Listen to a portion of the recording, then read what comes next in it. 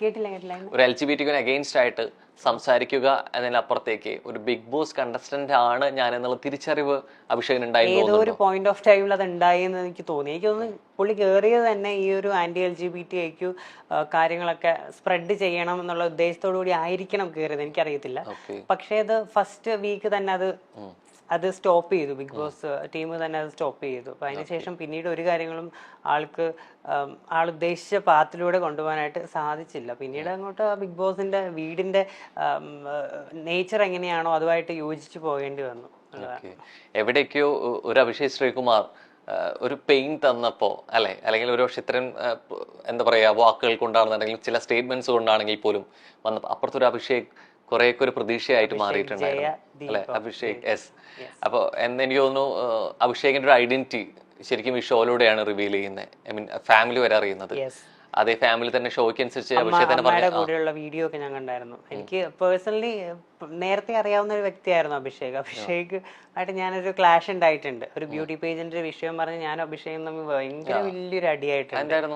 അത് ലൈക്ക് ഇപ്പൊ നമ്മള് ബ്യൂട്ടി എന്ന് പറയണത് നമ്മുടെ ഇന്നർ ബ്യൂട്ടി ആണ് എന്ന് ഞാൻ എപ്പോഴും പറയും. പക്ഷെ എന്നിട്ട് പിന്നെ എന്തിനാണ് പോയി സർജറി ചെയ്ത് ബ്യൂട്ടിഫുൾ ആവാൻ നോക്കുന്നതെന്നുള്ള ആ ഒരു വാദമായിട്ട് അഭിഷേക് അന്ന് വന്നിരുന്നു. അപ്പൊ ഞാൻ പറയുന്നുണ്ട്, ഞാൻ പുറത്ത് എന്ത് ചെയ്താലും അതുകൊണ്ട് ഞാൻ ബ്യൂട്ടിഫുൾ ആണ് എന്ന് ഞാൻ വിശ്വസിക്കുന്നുണ്ട്. അപ്പൊ ഞാനിപ്പോ ഈ മുടി ഇങ്ങനെ ഇട്ടുകൊണ്ടോ, ഞാൻ മേക്കപ്പ് ഇട്ടതുകൊണ്ടോ, ലിപ്സ്റ്റിക് ഇട്ടതുകൊണ്ടോ, കണ്ണെഴുതിയത് കൊണ്ടോ ഞാൻ ബ്യൂട്ടിഫുൾ ആണെന്ന് ഞാൻ സ്റ്റിൽ ഐ ഡോണ്ട് ബിലീവ്. ഞാൻ എന്റെ പേഴ്സണാലിറ്റിയാണ് എന്റെ സൗന്ദര്യം. ഞാൻ എന്താ പറയാ, ഞാൻ എങ്ങനെയാണ് ഒരാളുടെ സംസാരിക്കുന്നത്, ഞാൻ ബിഹേവ് ചെയ്യുന്നത് എങ്ങനെയാണ്, അതൊക്കെയാണ് എന്റെ സൗന്ദര്യമായിട്ട്. എന്റെ സൗന്ദര്യം. അപ്പൊ ഈ ക്യാരക്ടറിനെ ഈ ആന്തരികമായിട്ടുള്ളത് നമ്മൾ എങ്ങനെ ഇരിക്കുന്നു, അങ്ങനെ ബാഹ്യമായിട്ടുള്ള സൗന്ദര്യം സൗന്ദര്യത്തിൽ ഞാൻ വിശ്വസിക്കുന്നില്ല. പക്ഷെ നമ്മൾ എവിടേക്ക് ആ രൂപത്തിൽ അത് കൊടുക്കാൻ നോക്കുന്നില്ലേ? കോസ്റ്റ്യൂമിലാണെങ്കിലും ആക്സസറീസിലാണെങ്കിലും അത് നമ്മളുടെ ഇഷ്ടങ്ങളാണ്. ഇപ്പൊ എനിക്ക് ഈ ഒരു കമ്മൽ ഇടണം എന്ന് പറയുന്നത് എനിക്ക് ഇഷ്ടമാണ്. ഞാൻ കണ്ണു നോക്കാൻ നേരത്ത് എനിക്കിത് ഇട്ടിട്ടൊരു പരിപാടിക്ക് പോകണം എന്ന് എനിക്ക് തോന്നുന്ന ഒരു തോന്നലാണത്. അതല്ലാതെ അതും ഈ പറയുന്ന ഈ ഒരു സൗന്ദര്യവുമായിട്ട് കണക്ട് ചെയ്യാനായിട്ട് എനിക്ക് പറ്റാറില്ല. സോ എന്തെങ്കിലും ഒരു ഫംഗ്ഷൻ ഒക്കെ പോകുമ്പോൾ അതനുസരിച്ചാണോ ഡ്രസ് ചെയ്യാറുള്ളത്? ഞാൻ കൂടുതൽ സാരി തന്നെയായിരിക്കും എപ്പോഴും ഇടുന്നത്. സാരി, ചുരിദാർ, കൂടുതലും ട്രഡീഷണൽ വിയേഴ്സ്. ശരിക്കും അവനവന്റെ ഇഷ്ടത്തിനനുസരിച്ചാണ് ചെയ്യാറ്. പോകുന്ന ഫംഗ്ഷന് ഇത്തരത്തിലുള്ള ഡ്രസ്സാണ് ആവശ്യം, എന്നെ ഇങ്ങനെ കാണാതായിരിക്കും നല്ലത്, അങ്ങനെയൊക്കെ ഒരു കോൺഷ്യസ്നെസ് എന്റെ മനസ്സിലെപ്പോഴും ഉണ്ട്. എനിക്ക് ഇഷ്ടമുള്ള ഡ്രസ്സാണ് ഞാൻ ധരിക്കുന്നത്. അപ്പൊ ഭാഗ്യമായ സൗന്ദര്യത്തിൽ ഇഷ്ടമുണ്ട്. സൗന്ദര്യം അല്ലല്ലോ അത്, ഭാഗ്യമായ രൂപത്തിൽ. ഞാൻ പല പരിപാടികൾക്ക് ഒരു മേക്കപ്പ് ഇടാതെ പോകാറുണ്ട്. ചിലപ്പോ ലിപ്സ്റ്റിക് മാത്രം ഇട്ടിട്ട് പോകാറുണ്ട്. ഇപ്പൊ ഞാൻ കുറെ മേക്കപ്പ് ചെയ്തിട്ടാണ് വന്നിരിക്കുന്നത്. അപ്പൊ ഞാൻ എങ്ങനെ പോയാലും ഞാൻ ഭയങ്കര കോൺഫിഡന്റ് ആണ്. എന്റെ കോൺഫിഡൻസ് ആണ് എന്റെ ഒരു സൗന്ദര്യമായിട്ട് ഞാൻ കാണുന്നത്. ഞാൻ എവിടെ പോയാലും എനിക്ക് കോൺഫിഡന്റ് ആയിട്ട് ആൾക്കാരുടെ മുമ്പിൽ തല ഉയർത്തി നിൽക്കാൻ പറ്റുന്നുണ്ട്, എനിക്ക് സംസാരിക്കാൻ പറ്റുന്നുണ്ട്, ഞാൻ എന്ന വ്യക്തിയെ എനിക്ക് അവിടെ പ്രസന്റ് ചെയ്യാൻ പറ്റുന്നുണ്ട്. അത് തന്നെയാണ് എന്റെ ബ്യൂട്ടി. ഇതിപ്പോ ഞാൻ സാരി അല്ല ഉടുത്തെങ്കിലും ഞാനിപ്പോ ഒരു ടോപ്പും ജീൻസും ആണെങ്കിലും ഞാൻ അവിടെ കോൺഫിഡന്റ് ആണ്, ഞാൻ സുന്ദരിയാണ് എന്ന് ഞാൻ സ്വയം വിശ്വസിക്കുന്നു. അപ്പൊ ഞാനിപ്പോ എന്നെ സംബന്ധിച്ചിടത്തോളം എനിക്ക് എല്ലാ ഡ്രസ്സുകളും ചേരുമെന്ന് വിശ്വസിക്കുന്ന ഒരാളാണ് ഞാൻ. കണ്ണാടിയിൽ നോക്കുമ്പോൾ കാണുന്ന സൗന്ദര്യമാണ് കുറെ സംതൃപ്തി തരുന്നത്, അത് മറ്റൊരാൾ പറഞ്ഞു കേൾക്കുന്നതാണ് ഏറ്റവും കൂടുതൽ സംതൃപ്തി തരിക. എനിക്ക് എന്നെ കണ്ണാടി നോക്കാൻ നേരത്ത് കാണുന്ന ഒരു ഇതിലാണ് സംതൃപ്തി വരുന്നത്. കണ്ണാടി നോക്കിയിട്ട് യു ആർ സോ ബ്യൂട്ടിഫുൾ എന്ന് ഞാൻ തന്നെ പറയാറുണ്ട് എപ്പോഴും.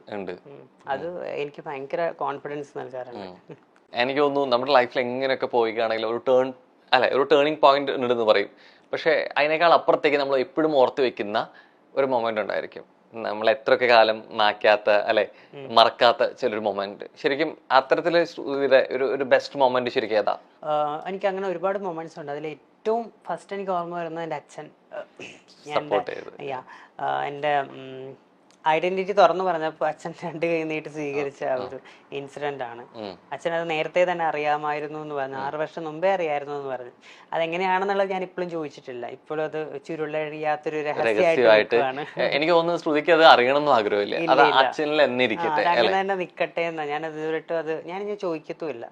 മേ ബി ഈ ഇന്റർവ്യൂവിൽ കാണുമ്പോ കണ്ടു കഴിഞ്ഞാൽ വന്ന് ഇങ്ങോട്ട് വന്ന് പറയുവാണെങ്കിൽ പറയട്ടെ. ചിലപ്പോ ഈ ഇന്റർവ്യൂ കഴിഞ്ഞിട്ട് അച്ഛൻ പറയാ എന്തുകൊണ്ടൊരു പക്ഷെ എങ്ങനെയായിരുന്നു എന്നുള്ളത് ശ്രുതിയുടെ അടുത്ത് സംസാരിക്കാൻ പോകുന്നത് എന്നുള്ളത്. ട്രാൻസ് വുമൻ ആണെങ്കിലും ട്രാൻസ്മെനിലോട്ട് മാറുമ്പോഴാണെങ്കിലും ഈ പലപ്പോഴും ഈ ഫീലിങ്സ്, ഇമോഷൻ, പ്രണയം എങ്ങനെയായിരിക്കും എന്നുള്ളത് ഒരു കൺഫ്യൂഷൻ ഉണ്ട് അല്ലെ സൊസൈറ്റിക്ക്. ഇതേ കൺഫ്യൂഷൻ നിങ്ങൾക്കുണ്ടോ? ശരിക്കും എന്താണ് ഇഷ്ടങ്ങളും താല്പര്യങ്ങളും ഇല്ല, കൺഫ്യൂഷൻ ഉള്ള ആളുകളും കൺഫ്യൂഷൻ ഇല്ലാത്ത ആളുകളും എല്ലാ ജെൻഡേഴ്സിലും ഉണ്ടാവുമല്ലോ. ഇപ്പൊ സിസ്റ്ററിന്റെ മെയിലായിട്ടുള്ള ആൾക്കാരാണെങ്കിലും പ്രണയത്തിന്റെ കാര്യത്തിൽ ഭയങ്കര കൺഫ്യൂസ്ഡ് സ്റ്റേജിലൂടെ കടന്നു പോകുന്ന ആൾക്കാരുണ്ടാവും. അതുപോലെ തന്നെ നമ്മൾ ക്യൂർ ആയിട്ടുള്ള ആളുകളിലും ഡെഫിനറ്റ്ലി ഉണ്ടാവും.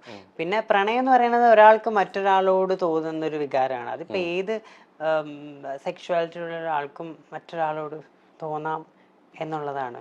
അതിനങ്ങനെ പരിമിതികളില്ല എന്നുള്ളതാണ് ഞാൻ വിശ്വസിക്കുന്നത്. ശ്രുതിക്ക് അത്തരത്തിൽ കുറെ പ്രണയാഭ്യർത്ഥനകൾ കിട്ടിയിട്ടുണ്ട്. പ്രണയ അഭ്യർത്ഥനകളൊക്കെ കിട്ടിയിട്ടുണ്ട് ഒരുപാട്.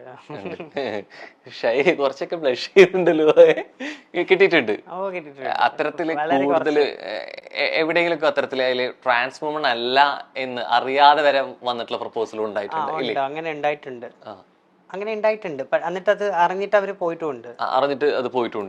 അങ്ങനെ നിലനിന്നിട്ടുള്ള ആൾക്കാരുമുണ്ട്. ഭയങ്കര സീരിയസ് ആയിട്ട് പ്രപ്പോസ് ചെയ്യുന്ന ആൾക്കാരുമുണ്ട്. എന്നെ ഞാൻ ഭയങ്കര കംഫർട്ട് സോൺ ആണ്. എന്നുമായിട്ട് സംസാരിക്കുന്ന ആൾക്ക് ഞാൻ ഭയങ്കര കമ്പനി ആയിരിക്കും എപ്പോഴും. എന്നുമായിട്ട് സംസാരിച്ചിരിക്കുന്ന ആളുകൾക്ക് ഭയങ്കര ഇഷ്ടമാണ്. അപ്പൊ അങ്ങനെ എനിക്ക് വർഷങ്ങളായിട്ട് കമ്പനിയുള്ള ആൾക്കാരൊക്കെ സീരിയസ് ആയിട്ട് പ്രപ്പോസ് ചെയ്തിട്ടുള്ള ആൾക്കാരുണ്ട്. പക്ഷെ വേറെ ഒരുപാട് കൺസേൺസ് ഉണ്ടാവുമല്ലോ. ബീങ് എ ട്രാൻസ് വുമൺ, ഒരു ഫാമിലി ലൈഫ് മുന്നോട്ട് പോകുന്നിടത്ത് ഉണ്ടാവുന്ന അവരുടെ കൺസേൺസ് ഉണ്ടാവുമല്ലോ. കിഡ്സ് വേണം എന്നുള്ള ആ സംഭവങ്ങളൊന്നും പോസിബിൾ അല്ല. അപ്പൊ അങ്ങനത്തെ കൺസേൺസ് ഒക്കെ ആലോചിച്ചിട്ടായിരിക്കും ഞാൻ കൂടുതലും അങ്ങനെ ഫേവറബിൾ ആയിട്ടുള്ള റിപ്ലൈ കൊടുക്കാറില്ല. പിന്നെ